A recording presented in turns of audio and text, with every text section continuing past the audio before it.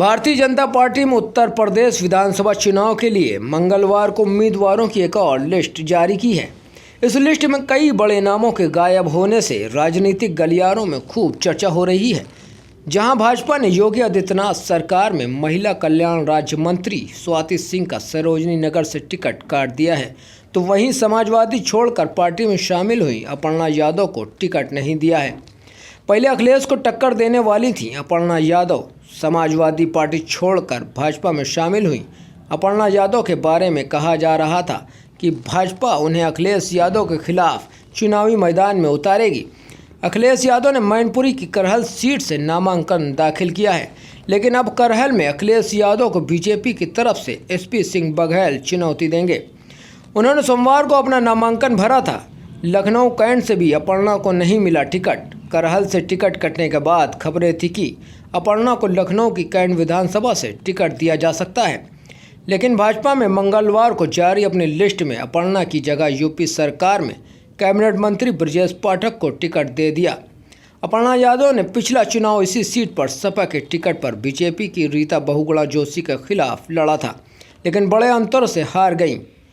माना जाता है कि अपर्णा यादव के लखनऊ कैंट से चुनाव लड़ने की गहरी दिलचस्पी दिखाई थी। ब्रजेश पाठक को मौका, क्या है प्लान? ब्रजेश पाठक फिलहाल लखनऊ के मध्य विधानसभा लखनऊ सेंट्रल से विधायक हैं, लेकिन उन्हें अब लखनऊ कैंट से टिकट दिया गया है। मध्य सीट अब ब्रजेश पाठक के लिए सेफ नहीं मानी जा रही है। इसके पीछे की वजह यहाँ मौजूद बड़ी संख्या में मुस्लिम मतदाता हैं। खबरों की माने तो पार्टी ब्रजेश पाठक जैसे नेता को लेकर रिस्क नहीं लेना चाहती है। पाठक ने 2017 विधानसभा चुनाव के वक्त बसपा छोड़ी थी और भाजपा में शामिल हुए थे, लेकिन तब से अब तक उन्होंने भाजपा के एक बड़े ब्राह्मण चेहरे के तौर पर अपनी जगह बना ली है। भाजपा का ब्राह्मण वोटों पर निशाना लखनऊ कैंट विधान निर्वाचन क्षेत्र में ब्राह्मणों का वर्चस्व है, जबकि अपर्णा यादव एक बिष्ट राजपूत है जिनकी शादी मुलायम सिंह यादव की दूसरी पत्नी के बेटे से हुई थी। इसलिए भाजपा ने ब्राह्मण वोटों को भी ध्यान में रखते हुए लखनऊ कैंट से ब्रजेश पाठक को टिकट दिया है। कहा जा रहा है कि ब्राह्मणों की एक और बड़ी संख्या राजपूतों को कथित रूप से उनसे अधिक महत्व देने के लिए भाजपा से खफा है, इसलिए ब्राह्मण वोट पार्टी से और दूर न जाएं। भाजपा ने कैंट से पाठक को उतारने का फैसला किया है। मैं धन्यवाद करना चाहती हूँ आदरणीय मनीष दीक्षित जी का और ब्रजेश पाठक जी का, हिमांशु दुबे जी का। और मैं बस इतनी बात कहना चाहती हूँ कि आज गांधी जी की पुण्यतिथि है। इसी अवसर पर हम सारे पार्टी के लोग यहाँ इकट्ठे हुए थे और हम सभी ने अभी मन की बात सुनी।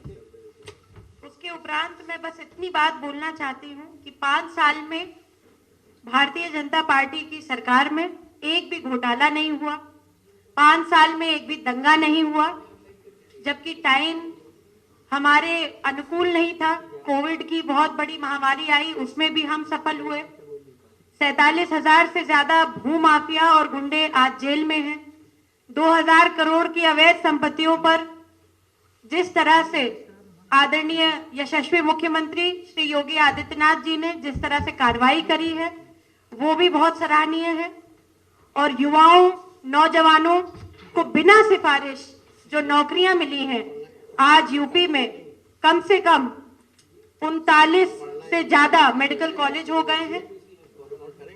मैं एक बात और कहना चाहती हूं कि कितने सारे गरीब जो आयुष्मान और स्वास्थ्य रक्षा कवच की ये योजनाओं से लाभान्वित हुए हैं।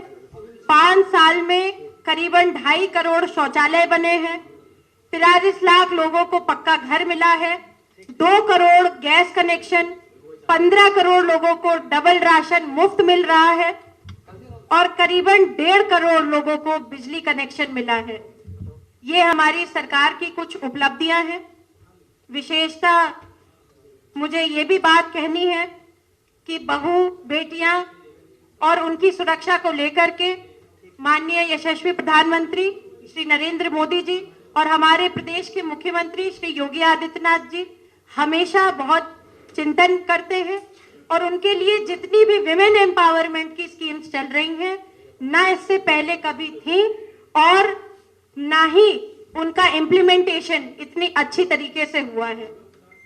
अपराधी पलायन कर गए हैं क्योंकि यूपी में बीजेपी की सरकार है और गुंडा राज, भ्रष्टाचार, दंगा राज से मुक्त प्रदेश भाजपा की सरकार में है। मैं एक बहुत इंपॉर्टेंट पॉइंट के बारे में भी आपसे चर्चा करना चाहती हूं कि आजकल कांग्रेस पार्टी ये बोलती है कि बेटी हूं और लड़ सकती हूं, लड़की हूं, लड़ सकती हूं। मैं पूछना चाहती हूं, ये एक बहुत फेमस आर्टिकल है अभी, कि पंजाब में क्या बेटियां नहीं हैं, लड़कियां नहीं हैं? और वहां पे इसी आर्टिकल में लिखा हुआ है कि उनकी प्रदेश की महिला अध्यक्ष बलवीर रानी सोडी, उन्होंने कहा कि पार्टी में किस तरह से महिलाओं को नजरअंदाज किया गया, एक टिकट नहीं दी गई। तो क्या सिर्फ चुनावी, क्योंकि यहां पर संग्राम है इसलिए कांग्रेस को ये याद आ रहा है कि यहां पर लड़की हूं, लड़ सकती हूं? और मैं तो ये भी कहूंगी कि हमारा पड़ोसी जो उत्तराखंड है, उसकी जो महिला मोर्चा की अध्यक्ष है, वो भी आज हमारी भारतीय जनता पार्टी में आई है क्योंकि वो भी वहां प्रताड़ित महसूस कर रही थी।